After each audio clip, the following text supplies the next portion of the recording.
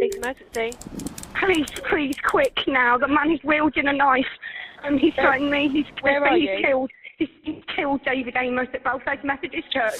They say he's got a knife and he's just stabbed someone. He's got a knife, but he's allowing you to go in and see David Amess. Mate, we've got a stick up. Can you show us, mate? Stay back, yeah? Here on the left. You can go and set up the story. Yeah, go on. You can see what's nice. You stand outside. Yeah? Mate, drop the knife. Drop the knife now! Mate, drop that knife! Drop that knife! Drop the knife now! Mate, drop the knife. You can drop it. Mate, listen to me. Drop the knife. Yeah, come on. On the floor now! On the floor! Get it down! Take some time! We got him. Right, search him. Right, mate, at the moment you're under arrest for murder. Alright, would you like to say anything? Breaking news. Receiving breaking news this afternoon. Conservative Member of Parliament Sir David Amess has died after being stabbed during a constituency surgery in Leigh-on-Sea, Essex. Emergency services were called shortly after midday to reports of an incident at Belfast Methodist Church. Police confirmed that a man was arrested at the scene and a knife recovered. Sir David Amess was one of the longest-serving members of Parliament in Westminster. Born in Plaistow, East London in 1952, he trained as a teacher before entering politics. He was first elected as the Conservative MP for Basildon in 1983. Socialism in Basildon and in Britain tonight has been defeated. And later became the Member of Parliament for Southend West in 1997, a seat he held for over 2 decades, which would later see him be knighted by the Queen, honouring his efforts towards politics and public service. In Parliament, Sir David was not a household name for fiery speeches or high office. Instead, he became known as a devoted constituency MP. Approachable, down-to-earth, and always willing to help, he campaigned passionately for animal welfare, supported numerous charities, and tirelessly fought for Southend to be granted city status. Outside politics, he was a devout Catholic, a husband, and a father of 5. This picture was taken at his daughter's wedding, just weeks before his death. On Friday the 15th of October 2021, Sir David held one of his regular constituency surgeries, a tradition in British politics, where MPs meet face-to-face with the people they represent. The venue was Belfast Methodist Church in Leigh-on-Sea, a quiet seaside town in Essex. That morning, among those booked in to see him, was a 25-year-old man named Ali Harbi Ali, an Islamic State sympathizer. He contacted Sir David's secretary through this email address under false claims that he was moving to the area and wanted to know more about David's plans for the NHS. Ali Harbi Ali was born in London in 1996. The son of Somali parents, he grew up in a middle-class family, his father having once been a Somali government official. Outwardly, he appeared like many young men of his age.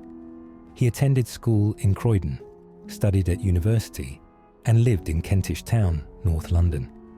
But behind the scenes, Ali was becoming radicalised.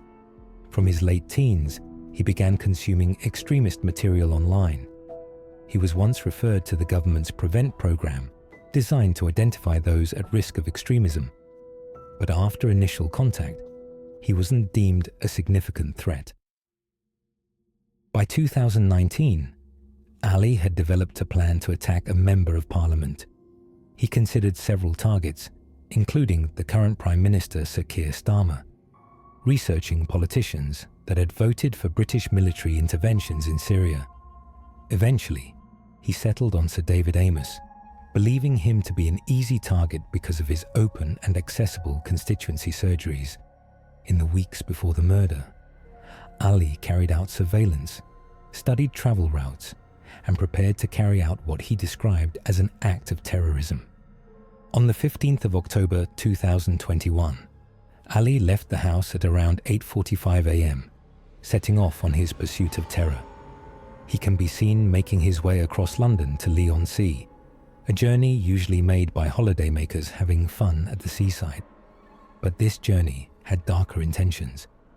His casual demeanour could easily be mistaken for someone commuting or off to the shops, not on their way to commit one of the most heinous acts in British history. He even has the cheek to ask an officer for directions, perhaps in his own sick way, enhancing his thrill of the day's events. The most terrifying part of seeing this footage of Ali's journey is just how normal he looks. It speaks volumes on how you never know what people are hiding behind closed doors, and how dangerous the person walking past you on the street could be. He later said in a police interview that the civil war in Syria was the inspiration for the attack. He's quoted saying he learnt more about Islamic practices and his religion than he'd ever knew before. He bought into the Islamic State propaganda, turning a blind eye to the group's shocking brutality. Once in his meeting, Sir David knew something was off immediately. Ali had his phone in his hand, which David thought was secretly recording him. Instead, Ali's phone was prepared to ring his sister after the attack, letting her know that he'd just killed Sir David Amess, a devout Catholic, in cold blood, by stabbing him more than 20 times in a sacred place of worship. Ali said the only reason he dropped the knife when the police stormed the room was because his sister was on the other end of the phone crying her eyes out. The arresting officer's body cam footage exposes a stark reality. Britain's frontline police often face lethal threats without lethal weapons. Armed only with batons and CS spray, they had to wait for colleagues still only carrying tasers. Yet despite the danger, they chose to push forward, stepping into an active terror scene, knowing the attacker could still be inside, and others might still be fighting for their lives. Mate, drop the knife. Drop the knife now! Mate, drop that knife! Drop that knife! Drop the knife now! Mate, drop the knife. You can drop it. Mate, listen to me. Drop the knife. Mate, no, it's a... Mate, drop the knife. Drop the knife. Mate, you can drop the knife. Listen to me. Look, it's only going to go one way. Just drop that knife. Please drop that knife for me. Just drop the knife. We'll talk about it. You don't want to do this. Okay? Mate, just drop the knife. You can do this. Mate, taser. Get that, mate. Yeah, come on. On the floor now. On the floor. Get it down. Take the taser. We got him. Right, search him. Right, mate, at the moment you're under arrest for murder, alright? If you'd like to say anything, in my arm, your defence, if you do not mention when mentioned something which you later on in court, anything you do say may be given as evidence. Do you understand me? This now has stabbed. What's the man's name? David Amess. David Amess. A-M-E-S-S. Yeah. Because to be deceased. During his arrest, he gave this chilling answer as the reason for the attack. Domestic or hate related in any Terror. way? Pardon? Terror. I'd say hate, yeah. On what basis? Racial, religious? Religious. We have been informed that you made a significant comment following your arrest, where you have made the comment, it was terrorist. Is that correct? I think I said, what's it called? The nature of the crime, I said is terror. I think that's what I said. Okay. In the room where, with the lady. When I first came in, just speaking to her. Yeah, So, the nature of the crime yeah. was terror? Okay. Mr. Ali, is this a terrorist attack?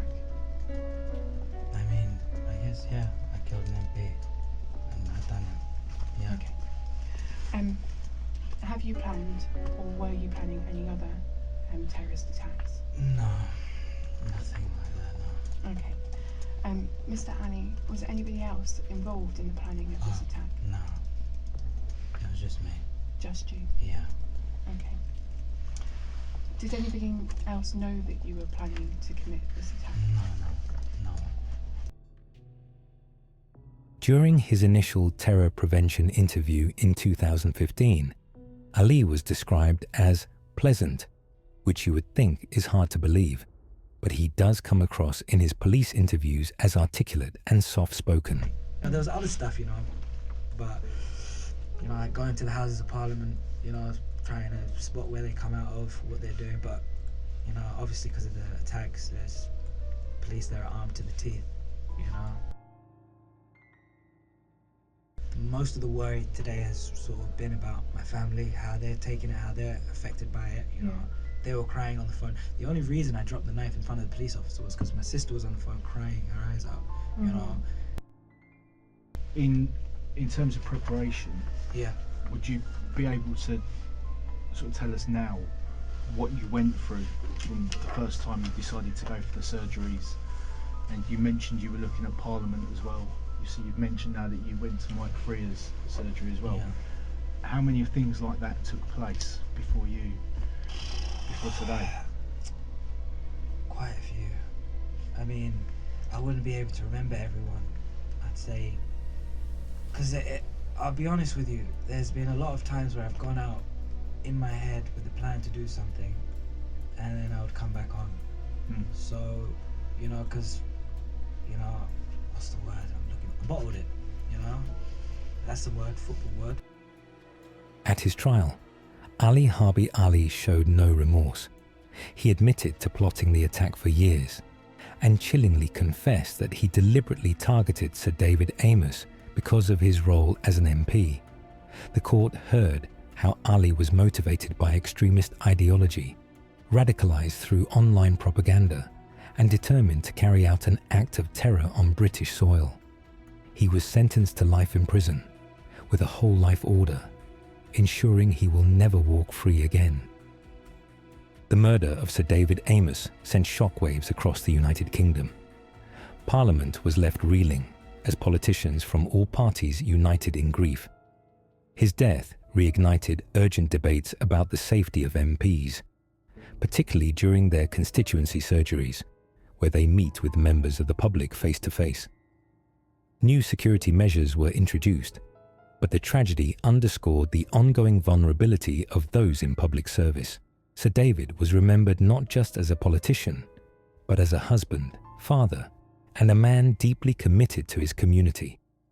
Tributes poured in from across the political spectrum, highlighting his kindness, faith, and dedication. Southend was finally made a city by the Queen in David's honour. This case stands as a dark reminder of the threats posed by extremism and the risks faced by public servants. It also reflects the bravery of those who ran towards danger to protect others. His legacy is one of service, faith, and compassion, qualities that endure far beyond the horror of that day.